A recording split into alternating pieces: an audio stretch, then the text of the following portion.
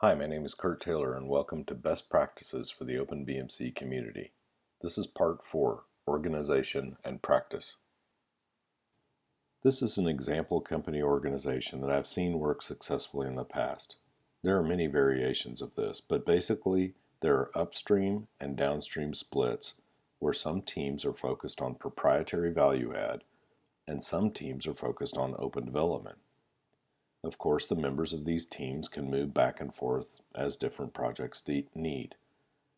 The upstream development focuses on common features that make all boats float, things all BMC implementations have or need, where downstream focuses on adding features that are specific to the company's product or hardware.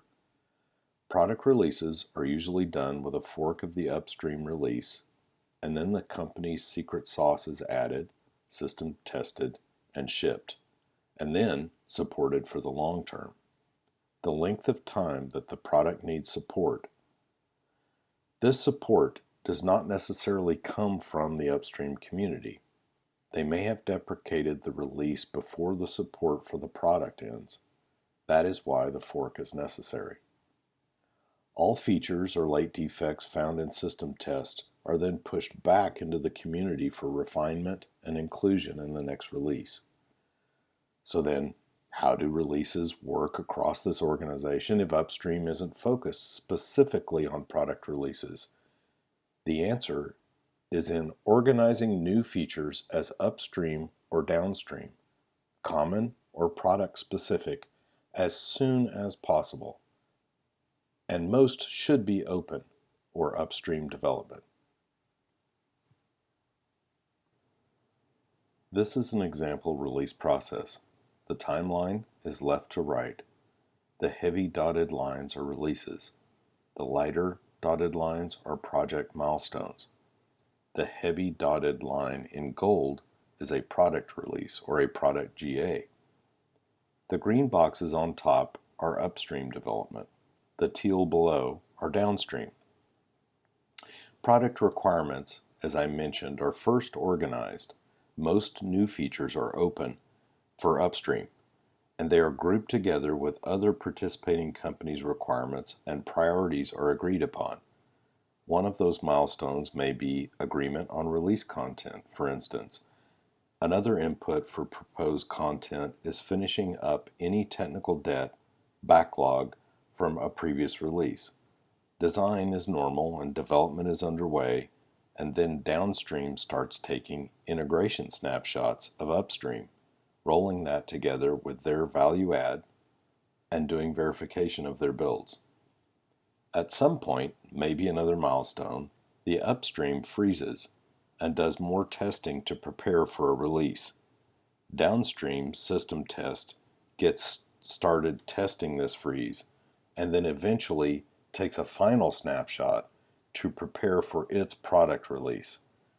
Once releases are done, the whole process repeats. This all implies upstream release tagging, versioning, stable branches, support timelines, and so on are all worked out. This is all great, but how do I get started? You get started with small steps. You build trust. If you commit to your work group that you will be delivering a feature, deliver it. If you cannot for some reason, let everyone know as early as possible, and ask for help. Trust makes for a successful project, one where everyone benefits. If you have a question of an internal company peer, ask that question in the open in IRC, not in an internal chat channel.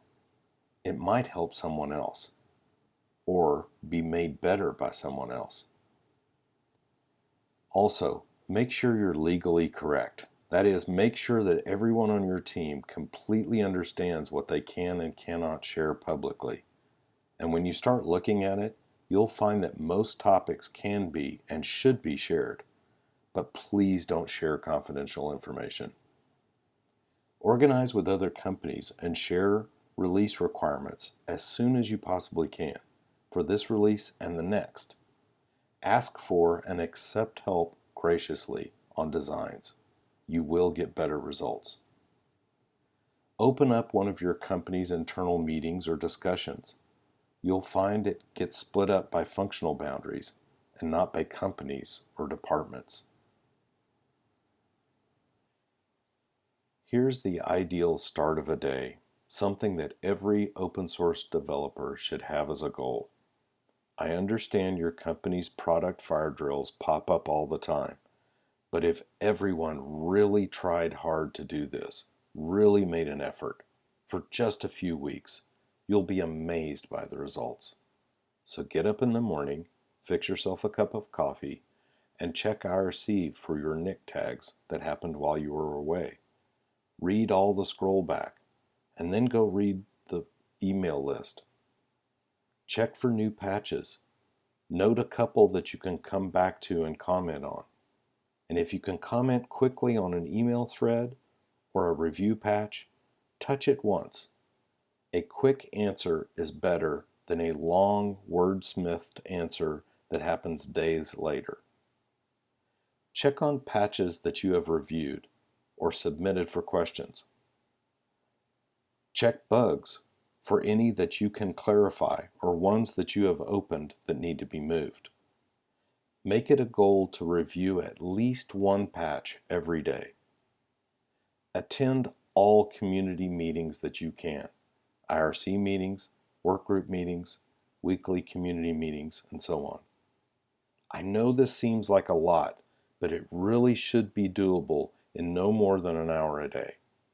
Commit to at least an hour every day to do this, and you will start seeing the benefits of open development.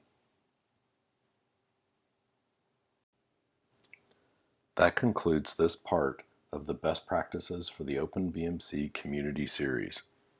This was an overview of the slides' content. Please remember to review the slides for more details. Thank you.